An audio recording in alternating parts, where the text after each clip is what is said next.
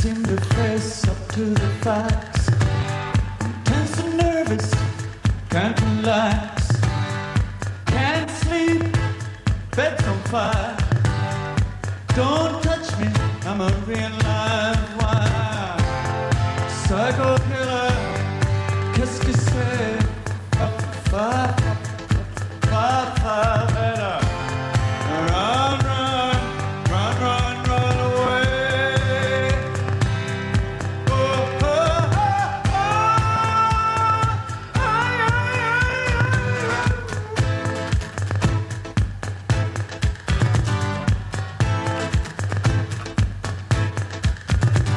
You start a conversation, you can't even finish it.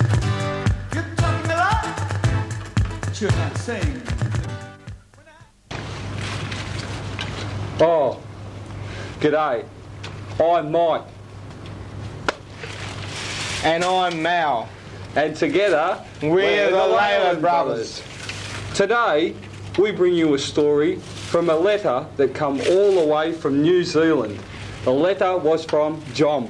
And Jum writes, are there any of the famous flightless-bound giant kiwi left in the Australian mainland? Oh, well, John, just for you, the Leyland Brothers went to the hellhole of Rosebery, where the last sighting of the famous kiwi bird had been reported. And as usual, we've got our beast.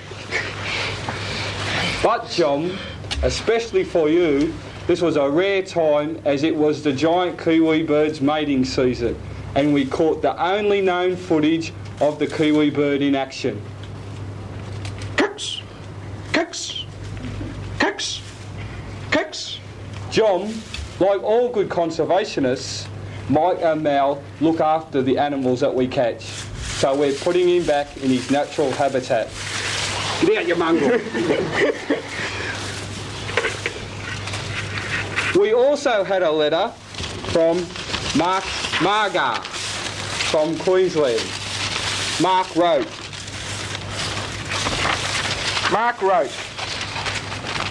could you please show us some of the tourist spots, the highlight spots in Tasmania? so Mike and I travelled to Tasmania and we found there was only one tourist highlight. And that tourist highlight was the potato, the common old spud, as they call it in Tassie. I'm Mike. And I'm Mal. And we're the Leyland Brothers. Good evening, ladies and gentlemen. This evening in the studio we're very privileged to have Sir James Walmsley, Managing Director of Broken Bottle Proprietary Limited, who has recently announced a big takeover move on Broken Hill Proprietary Limited. Good evening, Sir James. Good evening. Glad to be here. Good. Sir James is all right to call you by? Yes, that's quite all right. Fine, fine.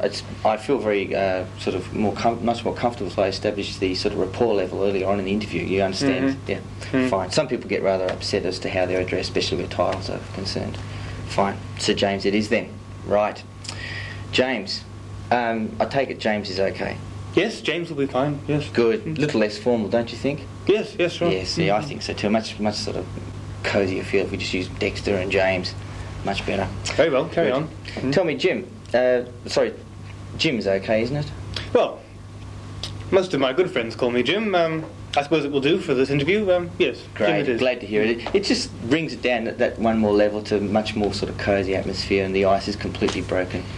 Fine, Jim it is then. Okay then. Now, Jim baby, could you do... Right, not Jim baby. No, that's it. I've had enough. Jim baby? I'm going. What? Sir James, please, come back. Tell us about the latest takeover. I'm sorry, I don't know how that slipped out. I can't understand it. Please. Do you really want to hear about the takeover? Yes, we do, please. Really? Yes. Oh, good. Right. See, please. Would you let me call you Frank? Oh, of course not. Well, it's a nice name. It's not my name, though. President Nixon's got a hedgehog. I don't care if called President Frank. Nixon has got a hedgehog called Jerome. I'm leaving. Please come back, Sir James. It won't happen again, I promise. Please, please. Promise? Take a seat. Promise. No more Frank. No more Frank? No, definitely no more. No more Jim baby? No more Jim baby. No more little Jim? No more little Jim. No. Right, okay. Sir James, please, tell us about the latest takeover. Takeover. Well, I suppose think back to 1912-ish. And my father's company at the time was... Oh, shut up. Took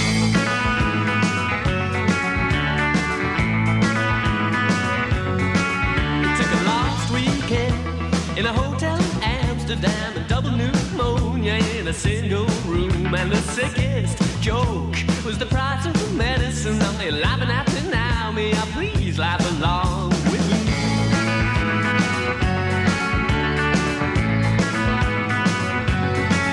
Small, I woke up from a deep, quiet sleep with ashtray clothes and this lonely heart.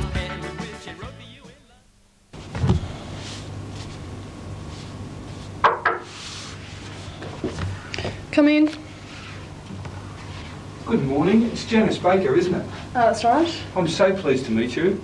I've heard a great deal about you, Janice. I hope half of it's true. Would you like to take a seat? Certainly. Do you know what I'm selling, Janice? No, I find salesmen don't really have a lot to offer. Yes, well, I suppose it depends what they're selling, doesn't it? What I'd like to do is, considering that this is our first meeting, I think we should really establish some rapport, don't you? Well, tell me a little about yourself. Well, I'm primarily in the business of selling added value. Do you know what that is? No, but I think I'll have 10 of them. Ian, I think I'll give IBM a call about that computer order. Look, Mike, I don't really think it's necessary, but I suppose if you really want to... I think it's a good idea, Ian. I'll give him a call. Okay. Good morning, Mark Aga, IBM. Good morning, Mark. Mike Addison from Dick and Smith here. Ringing up regarding that System 38 order we placed with you. Oh, Michael, about those System 38s. I'm sorry I sold my last one last week. I really needed to talk to you.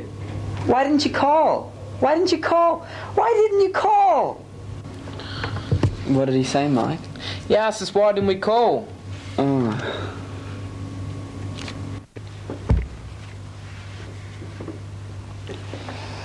Aye, very passable. That very passable beef risotto. Lovely that was, aye. Wonderful. Grand meal, that. Nothing like a good glass of Chateau de Chasselet, eh, Peter? Aye. Now, you're not wrong there, Cameron.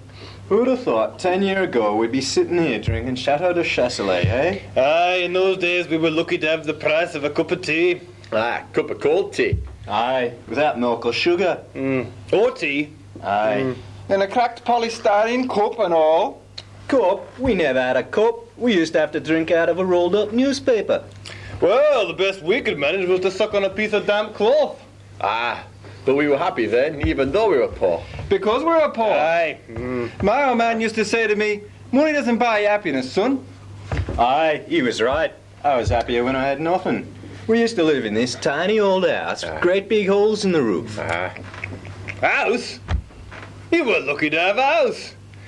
We used to live in one room, all 26 of us, no floor, half the furniture was missing, and we were huddled together in the corner for fear of falling. Oh, lucky to have room. We used to live middle of corridor. Oh, we used to dream of living in a corridor. Would have been a palace to us. We used to live in an old water tank on a rubbish tip. We got woke up every morning by having a load of rotting fish dumped all over us. Else, Or when I say a house, it was only a hole in the ground covered by a sheet of tarpaulin. It was a house to us. We were evicted from our hole in the ground. Had to go live in Medina. Oh, lucky to have Medina. Aye. There are 150 of us living in shoebox, middle of road. Cardboard box? You were lucky. Aye. We lived for 3 months in a paper bag and a septic tank. Used to get up at 6 in the morning, be in a paper bag, eat a crust of stale bread, go down to ELT 14 hours a day, week in, week out, and when we got home, we'd have to write up every foil we did that day. Aye. Luxury. We had to get up out of Medina, 4 o'clock in the morning, clean our room, eat a handful of hot gravel soaked in virtual milk, work down at ELT 20 hours a day, and when we got home, we had to prepare a call on managing director if we were lucky. But we had it tough. We used to get out of shoebox, 12 o'clock at night, half an hour before we went to bed, and lick road clean with tongue. Had 2 pieces of gravel, had studied ELT for 24 hours a day, And when we got back home, studied system selection guide backwards. And you try telling young ISAs of today that, and they won't believe They you. won't. They won't. Right, listen. Suppose we'd better go now.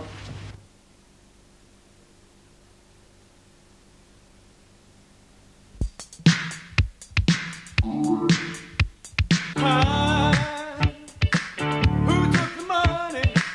Who took the money away? It's always showtime here at the edge of the stage. And R-U-T, I know my feelings. What do you know? Take you away.